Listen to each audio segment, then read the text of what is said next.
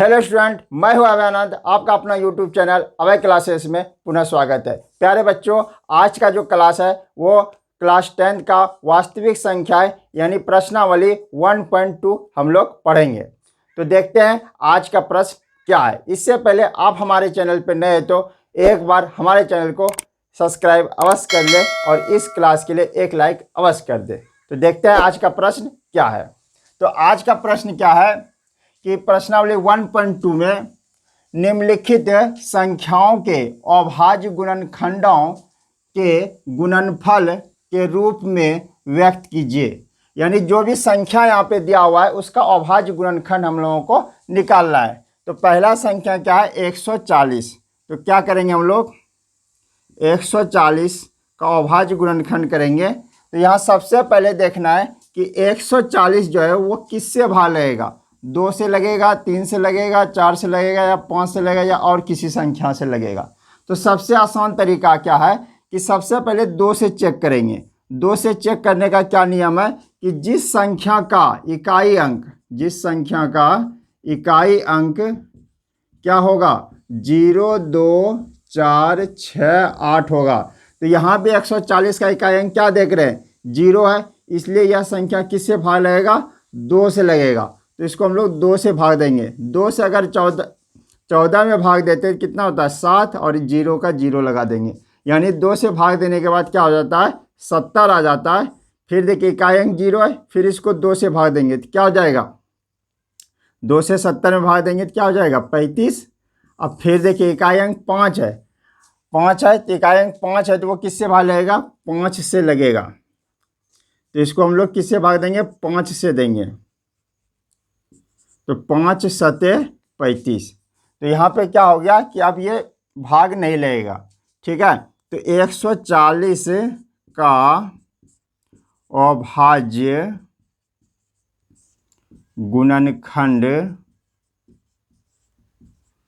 140 का अभाज्य गुणनखंड क्या आ जाएगा? 2 गुना 2 गुना 2 गुना 2 गुना 5 गुना 7। तो यहाँ लिखेंगे 5 गुना 7। तो यहाँ देखिए 2 कितने बार आया है? 2 बार आया, तो 2 पे पावर 2 गुना 5 और गुना 7। यही आपका क्या हो जाएगा? आंसर हो जाएगा। नेक्स्ट देखिए दूसरा नंबर सवाल क्या है? 156। 156 का अभाज्य गुणनखंड करेंगे तो क्या जाएगा? 2 से भाग देंगे। तो 2 से तो 15 में नहीं लगेगा। उससे पहले वाला संख्या क्या आता है? 14 आता है। 14 देखिए 7 बार में लगेगा और इसमें 1 बच गया और 1 के बाद क्या लगेगा? यह 6 लगेगा। तो क्या हो गया? 16। 16 किससे लगेगा? 2 से 8 से लगेगा। 16 किससे भाग लगेगा? 8 से। तो यहाँ पे 8 हो जाएगा। फिर क्या करेंगे? 2 से भाग देंगे 78 में। तो 2 तिया 6, 1 बच गया, 1 के बाद 8 लग गया, 18। और 2 से 18 कितने बार में भाग लगेगा? 9 बार में। तो हो गया 39। और 39 किससे भाग लगेगा? ये 3 से लगेगा, क्योंकि 9 3 क्या होता है? 12। तो 12 देखिए 3 से लग रहा है, तो ये इसको 3 से भाग देंगे। 3 एकम 3 और 3 तिया 9, 13। अब ये संख्या भाग नहीं लगेगा। ठीक है, 13 क्या है? एक अभाज्य संख्या। ये अभाज्य संख्या किसी संख्या से भाग नहीं लगती, यानी अभाज्य संख्या जो होती है वो एक और अपनी संख्या से ही भाग लगती है। तो यहाँ पे 156 का अभाज्य गुणनखंड जो हो जाएगा वो क्या हो जाएगा? 2 गुना 2 गुना 3 गुना 13 ये हो जाएगा। तो यहाँ 2 पे पावर क्या जाएगा? 2 और गुना 3 और गुना 13। यही आपका क्या हो जाएगा? आंसर हो जाएगा। नेक्स्ट जो सवाल है आपका 3 नंबर है। 3 नंबर सवाल क्या दिया हुआ है? 3 नंबर 3825। तो 3825 देखना है कि किस संख्या से भाग लगेगा। 2 से तो नहीं लगेगा क्योंकि इकाई अंक 5 है, 2 से नहीं लगेगा। 3 से चेक करने का क्या नियम है? सब संख्या के जितने भी अंक है सबको जोड़ते हैं। 5 2 7, 7 और 8 15। अब 15 और 3 कितना होता है? 18। 18 देखिए क्या होता है? 3 से भाग लगता है ना। 18 3 से भाग लगेगा कितना? 6 बार में नहीं, पूरी भाग लग जाता है। तो इसका मतलब 3825 भी जो है ना वो 3 से भाग लगेगा। तो पहले 3 को 3 से भाग देंगे। 3 एकम 3। अब यहाँ पे क्या है? 8 है, तो 3 दूनी 6, 2 बच गया ना, 2 के बाद फिर इसमें 2 लग गया 22, तो 3 के पावर में 22 नहीं आता, 21 आता है, 3 सते 21, तो इसमें 1 बच गया, 1 के बाद 5 लग गया 15, 15 देखिए 3 के पावर में कितने बार में आता है, 5 बार में आता है। अब आपका 3 से भाग देने के बाद क्या आया, 1275, तो 1275 देखना है, 2 से तो नहीं लेगा क्योंकि इसका इकाई अंक 5 है, 2 से नहीं लेगा, 3 से चेक करके देखते हैं। तो 3 से चेक करने का क्या नियम बताए थे कि सबको जोड़ना है, तो 7 5 12, 12 और 2 14 और 1 15, 15 देखिए 3 के पहाड़ा में आता है, 3 के टेबल में आता है, तो इसको 3 से भाग देना है, 3 चौके 12, 3 दूनी 6 और 1 इसमें बच गया ना, 1 के बाद 5 लग गया 15, 3 5 15, तो ये क्या हो गया, 3 से पूरा पूरा भाग लग गया। अब देखना है कि ये 425 3 से भाग लगेगा कि नहीं लगेगा, तो इसको भी चेक करते हैं। 4 2 6, 6 और 5 क्या होता है 11, 11 तो 3 के पावर में आता नहीं है, तो इसका मतलब ये 3 से भाग नहीं लगेगा। 4 से भी नहीं लगेगा क्योंकि देखिए इकाई और दाई अंक मिलके क्या है 25, अब 25 4 के पावर में आता नहीं है, इसका मतलब 4 से भी भाग नहीं लगेगा। ये लगेगा किससे, 5 से, क्योंकि 5 का क्या नियम बताता है कि जिस संख्या का इकाई अंक 0 या फिर 5 हो, इकाई अंक क्या हो 0 और 5, तो यहाँ देख रहे हैं 5 है, इसका मतलब ये 5 से भाग लेगा। तो 5 से भाग लेगा क्या, 5 के पावर में तो 4 नहीं आता, यानी आपको 42 लेना पड़ेगा, तो 5 8 40, 2 बच गया, 2 के बाद 5 लग गया 25, तो 5 25, तो कितना हो गया 85। अब ये किससे लगेगा, ये भी लगेगा 5 से, 5 एकम 5, इसमें 3 बच गया, 5 सते 35, ठीक है। अब 17 जो है ना अभाज्य संख्या, यानी भाग अब नहीं लगेगा, ठीक है। जब अभाज्य संख्या आ जाए तो वो भाग नहीं लगता है। तो यहाँ पे किसका पूछा जा रहा है, 3825, तो लिखना है 3825 का अभाज्य गुणनखंड, अभाज्य गुणनखंड क्या हो जाएगा, देखिए यहाँ 3 गुना 3, 3 गुना 3 और गुना 5 गुना 5, 5 गुना 5 और गुना 17, तो 3 देखिए 2 बार आया, तो 3 पे पावर क्या लिखेंगे 2, 5 भी 2 बार आया तो 5 पे पावर 2 और गुना 17, यही क्या आ जाएगा आपका आंसर हो जाएगा। उम्मीद करते हैं ये चीज़ समझ में आ गया होगा आप लोगों को। नेक्स्ट देखिए क्या है, 4 नंबर सवाल है। 4 नंबर सवाल क्या है आपका कि 5005, तो ये 5005 है, तो इकाई अंक क्या है यहाँ पे 5 है ना, तो ये किससे भाग लेगा, 5 से लेगा, 5 एकम 5, फिर यहाँ 2 जीरो लगा देना है, फिर 5 एकम 5, तो हो गया क्या 1001। अब क्या करना है हमको कि इसको भाग देना है, ये आपको दिमाग में रखना होगा, ये 7 से भाग लेगा, ठीक है। 7 एकम 7, 3 बच गया ना इसमें, 10 में 3 बच गया, 3 के बाद 0 लग गया 30, तो 7 चौके 28, फिर 2 बच गया, 2 के बाद 1 लग गया 21, तो 7 तिया 21, ये हो जाएगा। अब इसको किससे भाग देना है, अब ये भाग लेगा 11 से, 11 एकम 11, इसमें 3 बच गया, 3 के बाद 3 लग गया 33, तो 11 तिया 33। अब इसलिए हमको 5005 का अभाज्य गुणनखंड, अभाज्य गुणनखंड क्या आ जाएगा, 5 गुना 7 गुना 11 गुना 13, यही आपका आंसर हो जाएगा। देखिए नेक्स्ट 5 नंबर सवाल है 7429, तो इसको किससे भाग देना है हमको, 17 से देना है, 17 चौके 68, यानी 74 में क्या करना है हमको 68 घटा देना है, तो ये हो जाएगा 6, और 6 के बाद क्या लग जाएगा 62, 70 तिया 51, 3 में 51 हो गया, तो यहाँ 51 इसमें घटा देना है, तो कितना बच जाएगा, 2 में गया 1, 6 में 5 गया 1, 19, ठीक है। अब देखिए अब ये 9 का यहाँ 9 लिख दिए। अब 17 के पहाड़ा में 119 कितने बार में आता है, 7 बार में, तो यहाँ 7 बार में कट गया, यानी 17 से 7429 को भाग दिया तो कितना हो गया 4437। अब इसको किससे भाग देना है हमको, इसको भाग देना है आपको 19 से, किससे देना है 19 से, 19 दूनी क्या हो जाएगा 38, यानी 43 है ना, इसमें 38 घटा दीजिए, कितना हो गया 43 में 38 घटाएंगे तो 5। अब 5 के बाद क्या लग गया 7 लगेगा, 19 तिया 57। तो यहाँ पे क्या हो गया कि ये अभाज्य गुणनखंड, अब ये 23 क्या अभाज्य संख्या है, तो यहाँ पे क्या हो गया 7429 का अभाज्य गुणनखंड कहा जाए तो क्या हो जाएगा 17 गुना 19 गुना 23, यही आंसर होगा।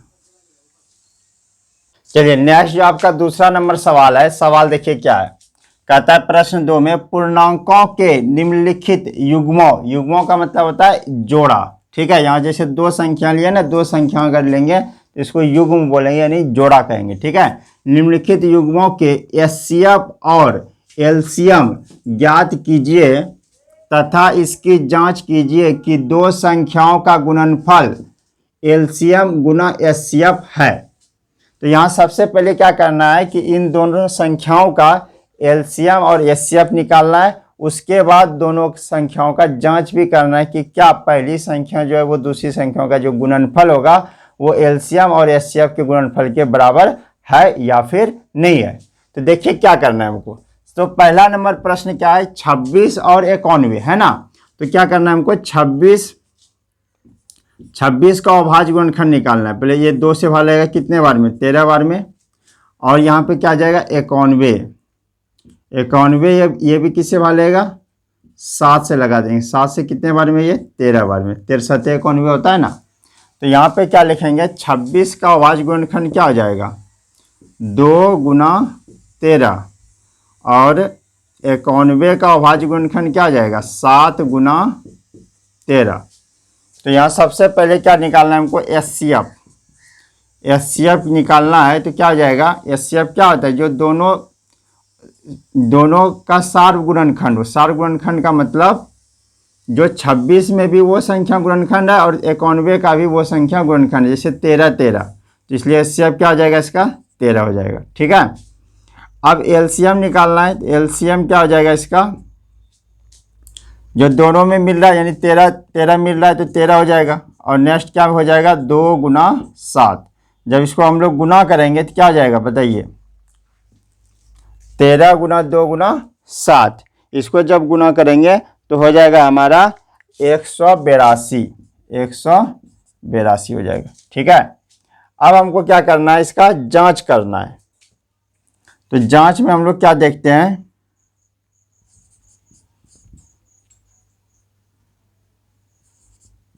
जांच करना है। तो जांच करने के लिए क्या करेंगे, जांच करने के लिए क्या करना है हमको पहली संख्या गुना दूसरी संख्या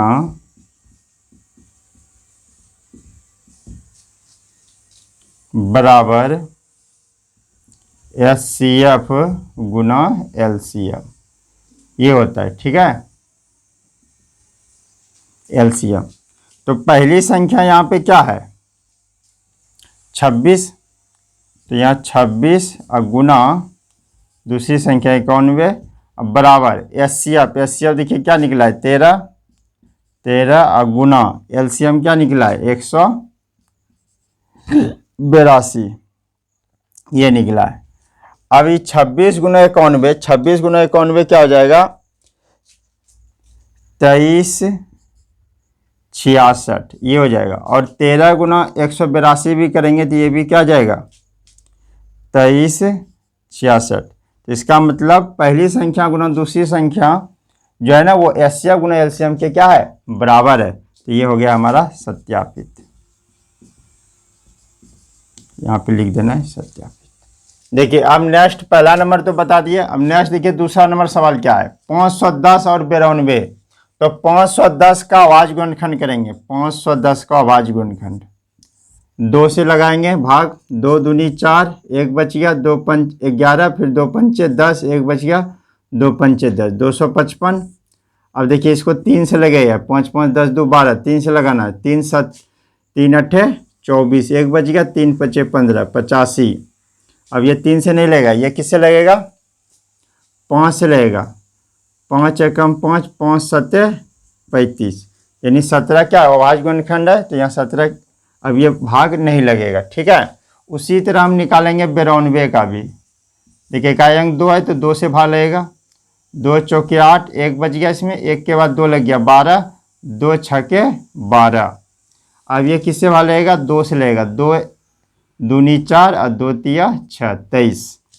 तो यहाँ पे क्या हो गया कि 510 का अभाज्य गुणनखंड क्या आ जाएगा? 2 गुना 3 गुना 5 गुना 17, ये हो गया। और 92 का अभाज्य गुणनखंड क्या हो जाएगा?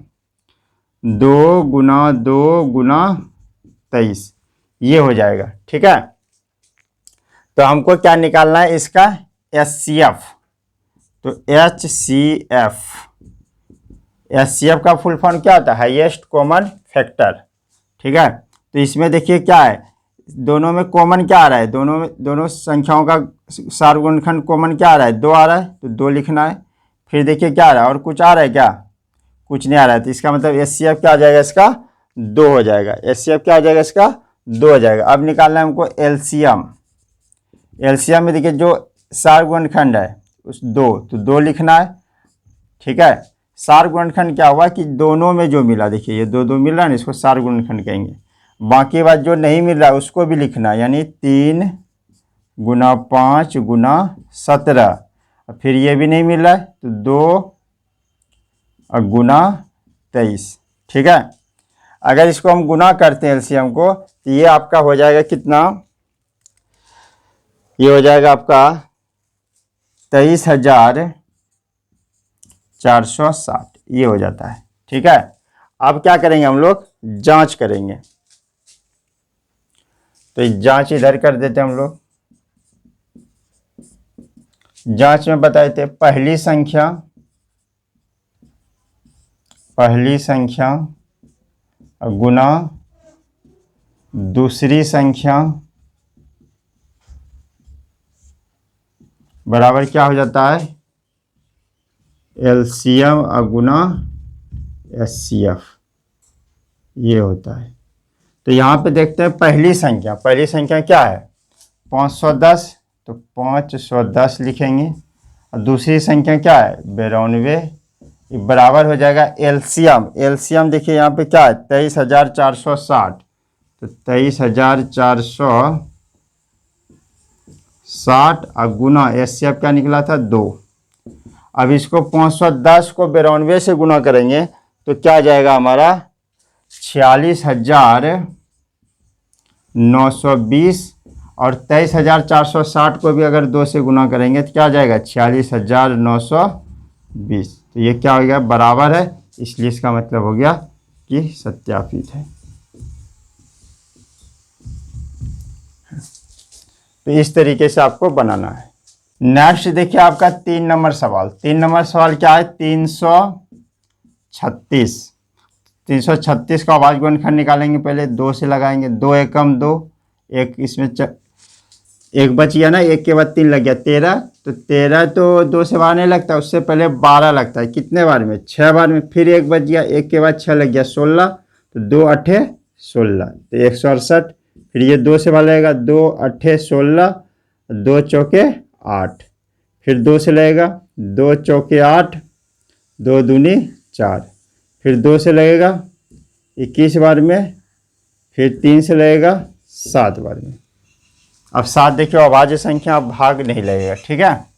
अब यहाँ फिर 54 का भी हम लोग निकाल लेते हैं। 2 से लगाएंगे, 2 दूनी 4, एक बच गया, एक के बाद 4 लग गया, 14, 2 7 14। अब ये किससे भाग लगेगा? 3 से, 3 9 27। अब फिर ये 3 से लगेगा, 3 तिया 9। तो यहाँ पे क्या करना है हमको? 336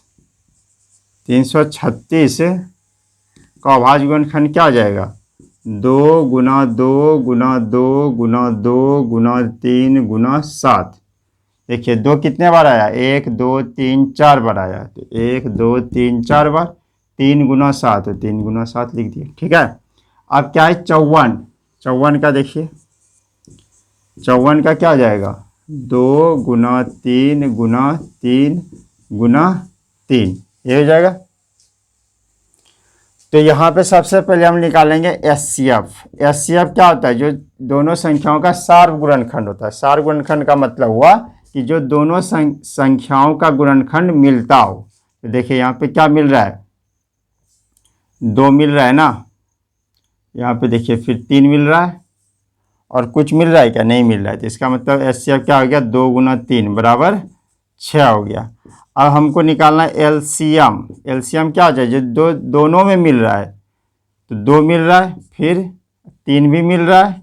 अब जो नहीं मिल रहा है तो वो भी लिखना है, मतलब ऊपर वाला टोटल लिखना है, मतलब गुना 2 गुना 2 गुना 2 और गुना 7, और नीचे क्या नहीं मिल रहा था, 3, तो इसको भी लिखना है 3 गुना 3।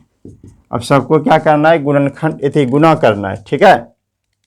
तो सबको गुना करेंगे तो क्या हो जाएगा, 2 तिया 6, 6 दूनी 12, 12 दूनी 24, 24 दूनी 48, तो 48 हो गया।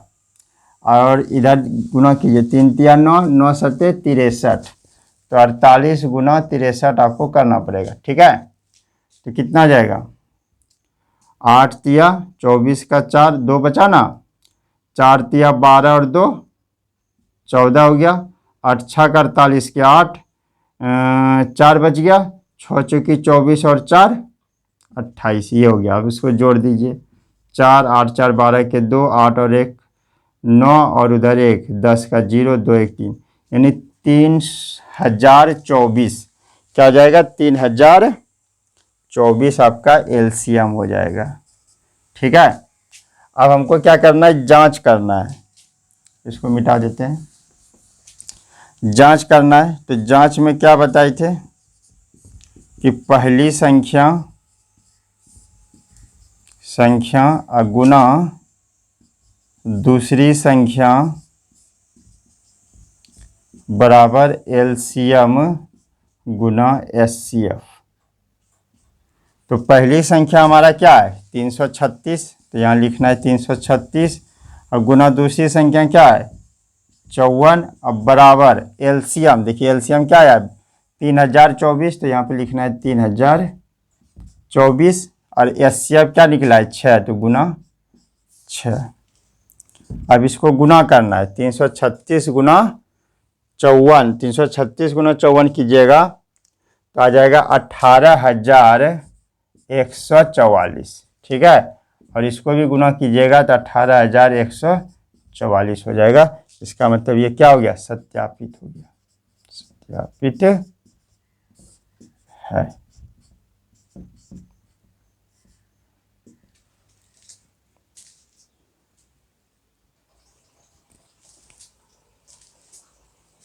एक बार फिर रिक्वेस्ट है कि अगर आप हमारे चैनल पर नए हैं तो एक बार सब्सक्राइब अवश्य कर ले, और इस क्लास के लिए एक लाइक अवश्य कर ले।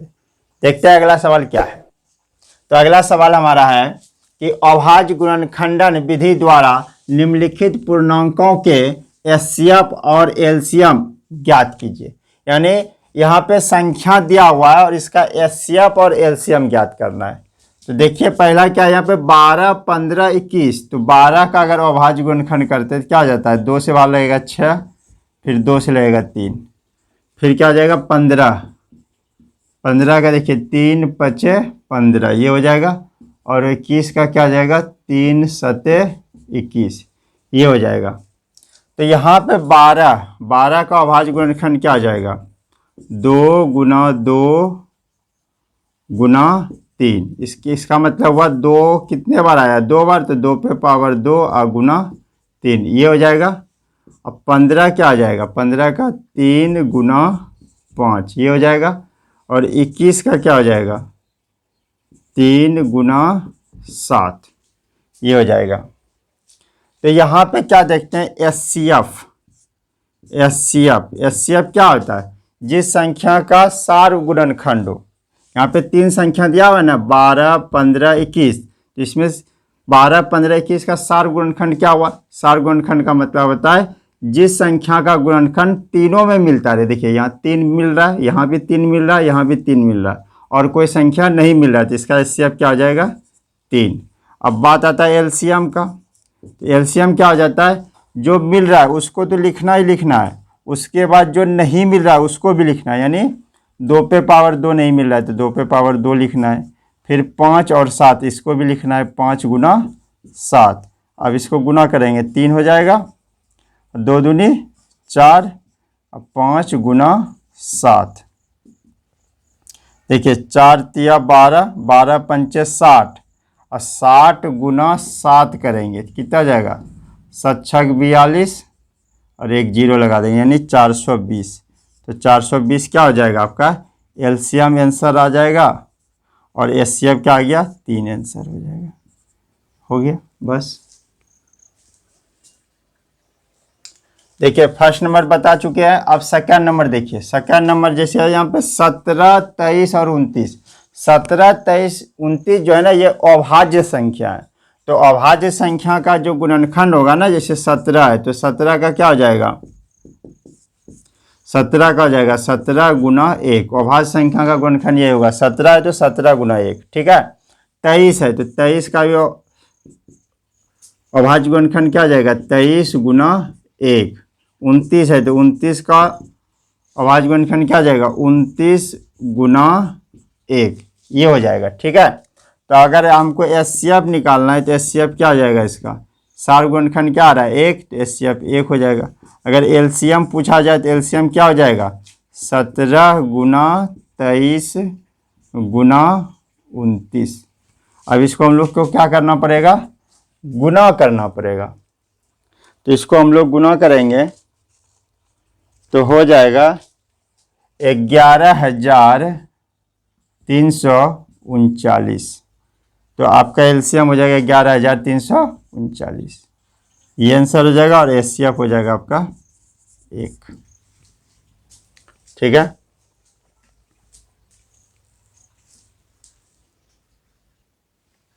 नेक्स्ट देखिए आपका 3 नंबर क्वेश्चन क्या है, 8, 9, 25। तो 8 का पहले निकालना है अभाज्य गुणनखंड, क्या जाएगा 2 से लिख देंगे भाग 4 हो जाएगा, फिर 2 से भाग देंगे 2 हो जाएगा।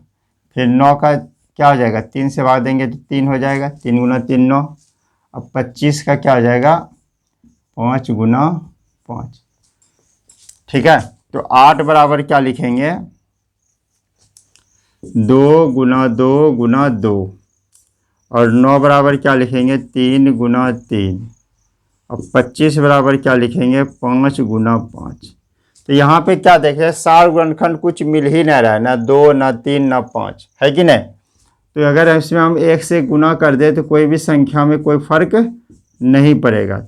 इसका मतलब इसका जो एचसीएफ हुआ वो क्या हो जाएगा, 1 हो जाएगा, और एलसीएम जो हो जाएगा वो क्या जाएगा, 2 गुना 2 गुना 2, फिर ये हो जाएगा 3 गुना 3, फिर ये हो जाएगा 5 गुना 5, ठीक है। तो 2 गुना 2 गुना 2 करेंगे कितना जाएगा 8, 3 गुना 3 करेंगे तो हो जाएगा 9, और 5 गुना 5 करेंगे तो 25, ठीक है।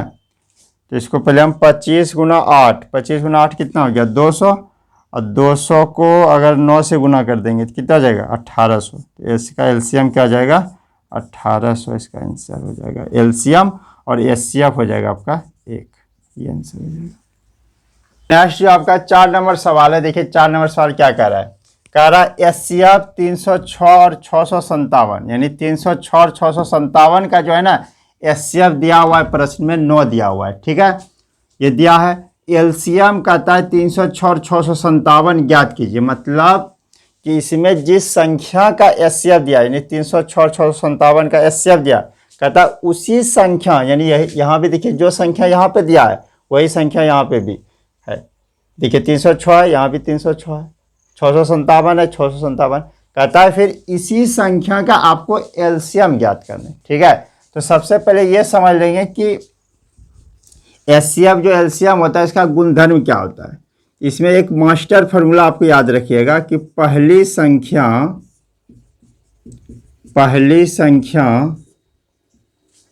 ठीक है, पहली संख्या अगुना दूसरी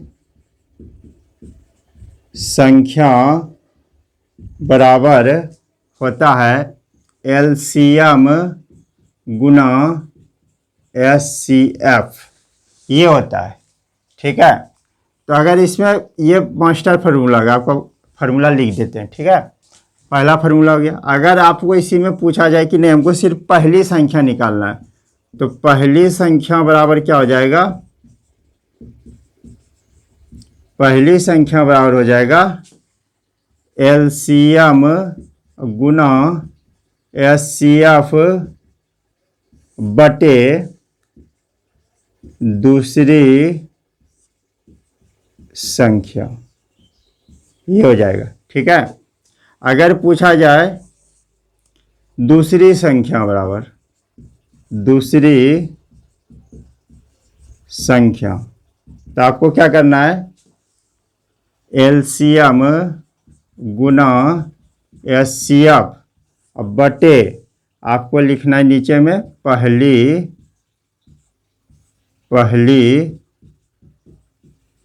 संख्या, ये लिखना पड़ेगा। अगर पूछा जाए LCM, तो LCM बराबर क्या हो जाएगा, पहली संख्या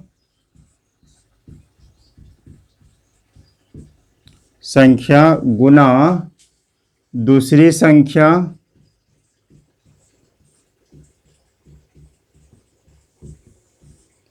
संख्या अब बटे HCF। चौथा हो जाएगा आपका, अगर पूछ दिया जाए HCF, देखिए HCF से कौन गुना हो रहा है, LCM, तो LCM को नीचे लिखा जाता है। ठीक है, तो HCF बराबर लिखना है हमको पहली संख्या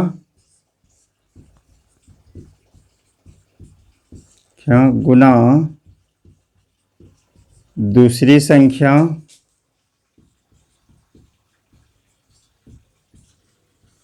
बटे LCM, ये आपको याद रखना पड़ेगा।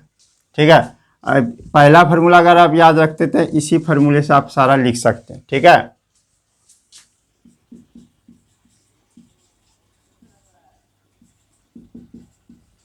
ठीक है, तो यहाँ पे क्या देख रहे हैं कि पहली संख्या क्या है हमारा, इस प्रश्न में पहली संख्या क्या है,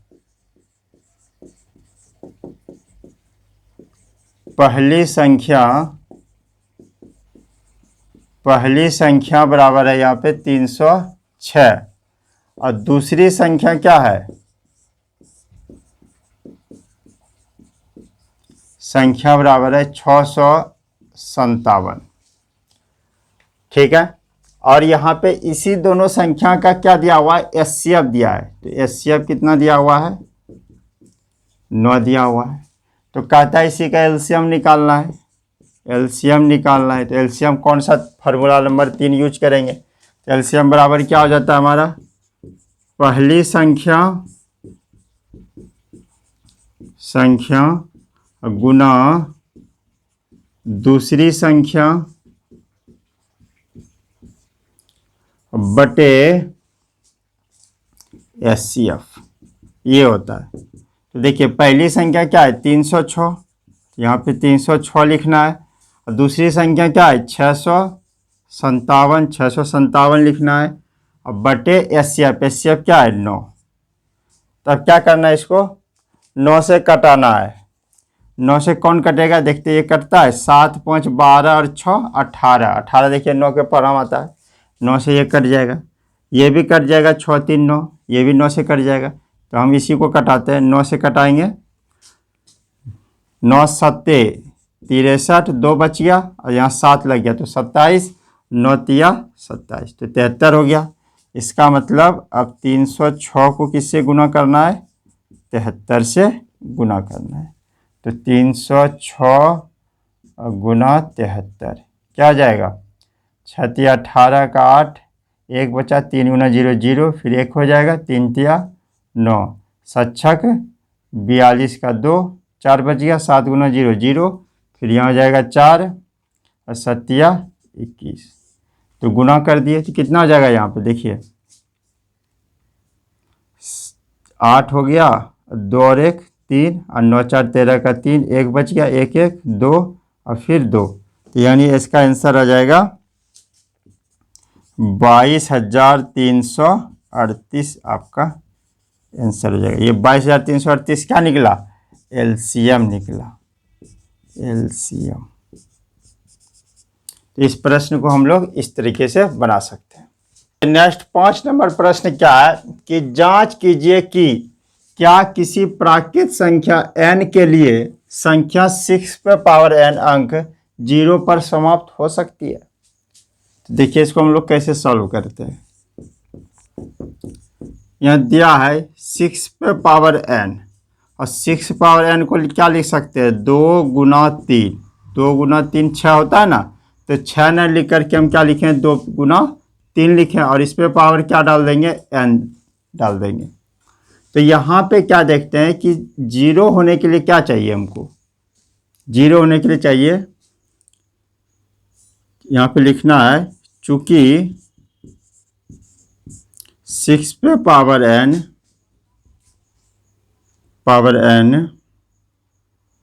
कोमा 2 गुना 3 पे पावर n के बराबर है,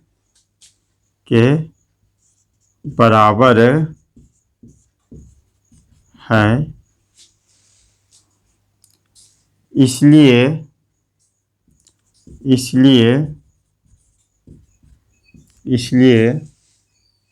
6 पे पावर n अंक 0 पर समाप्त नहीं होगी क्योंकि 0 पर समाप्त होने के लिए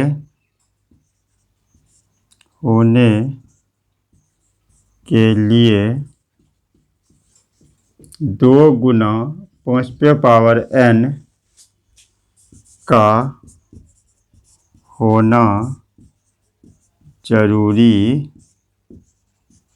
है।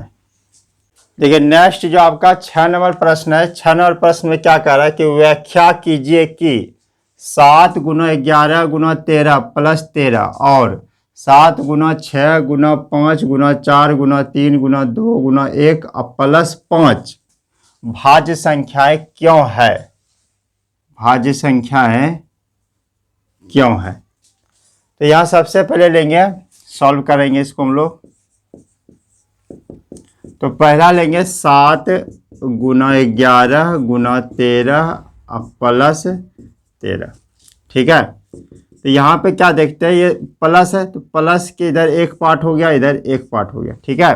2 पार्ट में बांटे और दोनों में देखिए क्या है, 13 कॉमन है तो 13 को बाहर निकालिए तो इसका अंदर क्या बच गया? 7 गुना 11 प्लस इधर क्या बच गया? 1, तो क्या जाएगा?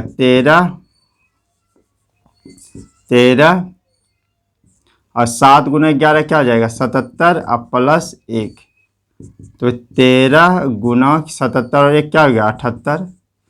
तो यहाँ पे क्या देखिए, जब इसको सॉल्व किया तो मेरा गुना के रूप में आया ना, 13 गुना 78, तो यह क्या हो गया? यह भाज्य संख्याएं है, भाज्य संख्याएं है। अब यहाँ पे दूसरा क्या है कि 7 गुना 6 गुना 5 गुना 4 गुना 3 गुना 2 गुना 1 प्लस 5। तो यहाँ क्या देख रहे हैं कि दोनों यहाँ पे प्लस है तो दोनों तरफ देखिए 5 5 है, इसका मतलब 5 को हम लोग क्या करेंगे? बाहर निकाल लेंगे, ठीक है। अब अंदर में क्या बचा मेरा? 7 गुना 6, अब 5 तो बाहर निकल गया तो लिखेंगे फिर 4 गुना 3 गुना 2, ठीक है। गुना 1 लिख भी सकते हैं, नहीं भी लिख सकते हैं, कोई फर्क नहीं पड़ता है। अब प्लस यहाँ 1 कॉमन आ जाएगा, 1 5 कॉमन ले लिए तो 1 अंदर आ जाएगा। अब इसको सॉल्व करेंगे, 5 अब ये हो जाएगा, इसको गुना करना पड़ेगा हमको, 7 42 42, इधर हो गया आपका कितना 4 तिया 12 दूनी 24, तो 42 गुना 24 कितना हो जाएगा 4 दूनी 8 और 4 चौक 16, 2 दूनी 4, 4 दूनी 8, तो 8 6 4 10 का 0, 8 और 9 1 10, तो क्या हो जाएगा 1008, इधर प्लस 1 ये हो जाएगा, तो 5 गुना 1009, तो ये भी देखिए गुना के रूप में आया, तो इसका मतलब ये संख्या भी क्या है, यह भाज्य संख्याएं है।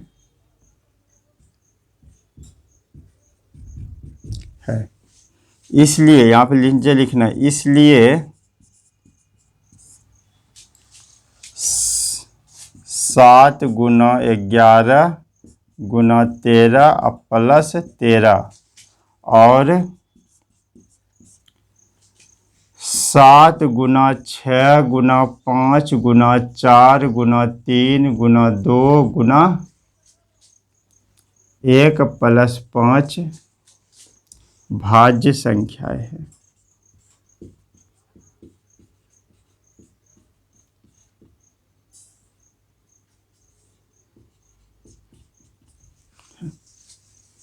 तो इस प्रश्न को हम लोग इस तरीके से सॉल्व कर सकते हैं। नेक्स्ट जो प्रश्न है वो प्रश्न 7 है, जो कि इस प्रश्नावली 1.2 का अंतिम प्रश्न है।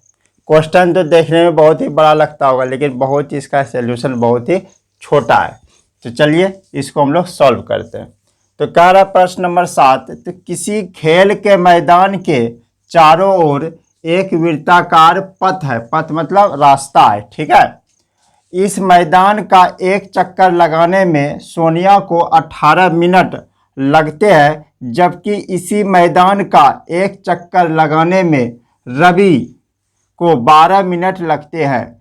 मान लीजिए कि वे दोनों एक ही स्थान और एक ही समय पर चलना प्रारंभ करके एक ही दिशा में चलते हैं, तो कितने समय बाद वे पुनः प्रारंभिक स्थान पर मिलेंगे। कहने का मतलब है कि सोनिया और रवि, एक वृत्ताकार मैदान है इस तरह का, और इसके क्या किनारे किनारे इस तरह का रास्ता है, पथ है, ठीक है। मान लीजिए इसी पॉइंट से सोनिया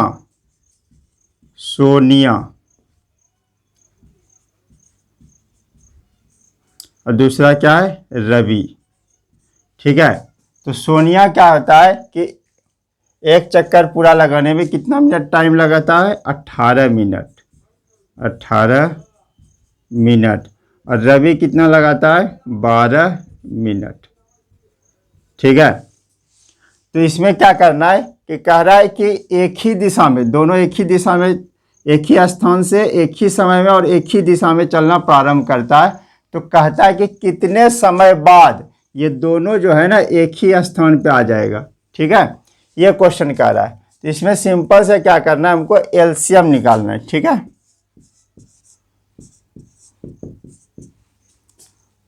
तो 18 का अभाज्य गुणनखंड क्या जाएगा, 18 का अभाज्य गुणनखंड,